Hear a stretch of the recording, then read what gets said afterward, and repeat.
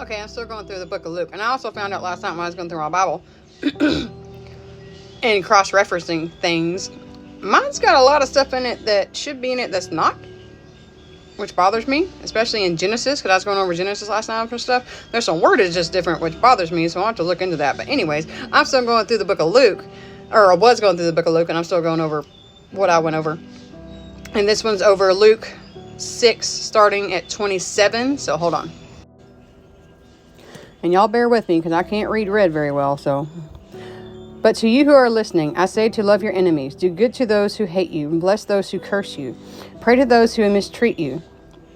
If someone slaps you on the cheek, turn to them and the other also. If someone takes from you your coat, do not hold with them withhold your shirt from them.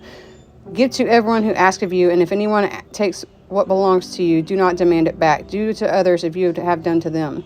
If you love those who love you, what credit is that to you? Even sinners love those who love them. And if you do good to those who are good to you, what credit is that to you? Even sinners do that. And if you lend to those who you expect repayment, what credit is that to you? Even sinners lend to sinners, expecting to be repaid in full. But love your enemies, do good to them, and lend to them without expecting to get anything back. Then your reward will be great, and you will be the children of the Most High, because He is kind and to the ungrateful and the wicked. Be merciful, just as your Father is merciful. I know that's a lot to take in, especially with me reading it horribly because I can't read red, and I was reading through a camera. But if you want to go back and read it for it's Luke 6. Starting at 27 and it goes through 36. That's a lot to take in. A whole lot. God's literally telling us no matter what somebody does to us, how far they make us go, how far they make us fall, how bad they stab us in the back, how much they persecute us and the things we do. He says, doesn't matter. It doesn't matter. You are to love them anyway. Keep going with them. Keep loving them. Keep forgiving them. And it does not matter what they did. That is a very hard pill to swallow, because there is a lot of stuff that happens in this world, a lot of evil in this world, awful, awful things that happens to each and every single one of us every day, some worse than others, that literally when these things happen, and no matter how many times it happens, you are to forgive them. You are to keep going with them. You are to just love them like Jesus does. That's a lot. That's a lot to take in. That's a whole lot to take in. When it takes you back to, Jesus knew all this. Jesus knew how awful we would be. Jesus knew exactly what our thoughts would be, our hearts would be, the stuff that we would say, do, think, put on to others.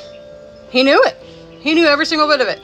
And he sat up on there on that cross thinking about every single bit of that. The whole time he's thinking about, all these people are terrible. All these people, they're terrible. They are not worthy of my Father's grace. They are not worthy of my Father's love. They are not worthy of any of it.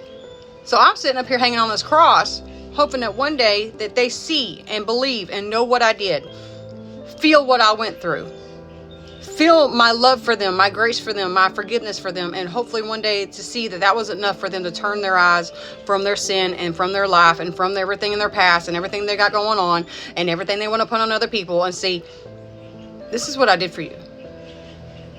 I did this for you, knowing damn well what you're going to do. I knew what you're going to do. But I did it for you. I did it for you. I gave my life up and I went through all this persecution, all this horrible, horrible, horrible things that he went through, knowing what exactly we would do, and he did it. So he expects us to be the same. He expects us to do as he did. He expects us to go that mile, to follow and love and show grace and forgiveness, because he did it. And he wants us to be worthy of his Father like he was. He wants us to have that worthiness where when God comes in with that day, we do what we do and we die and all this stuff, we can say to God and Jesus, like, we did it, or we tried. That's a tall order, y'all. It's a tall order. We tried our best. We tried our best to be the example that you set upon us, and be that. And sometimes it takes people half a lifetime, more than half a lifetime, their whole lifetime, to actually be able to see that and get there and understand what it is they're doing in their life and what they don't need to be doing in their life. It takes a long time for a lot of us. It did me. It took me over 3/4 of my life to figure that out. But the faster you figure out what he's saying here about loving your enemies, Love those who persecute you. Love those, because that's what he did. And he didn't have to do it. He didn't have to do any of that at all. We could be all burning in hell for the rest of our lives after we take our last breaths, but we don't have to if we actually choose the things that Jesus told us to do and what God told him to tell us to do, and the things one and the same. That's a lot to think about, y'all, but it's better to do it. It's hard. It's hard. It's hard. It's so hard. But if we can't do the things that Jesus told us to do when he was walking on this earth, and all the things he told us we need to do and what we do not need to do and all these things, how do you ever expect he's going to do a damn thing for us when we actually freaking cross that line and we're standing before him? He's going to say, depart from me because I never knew you.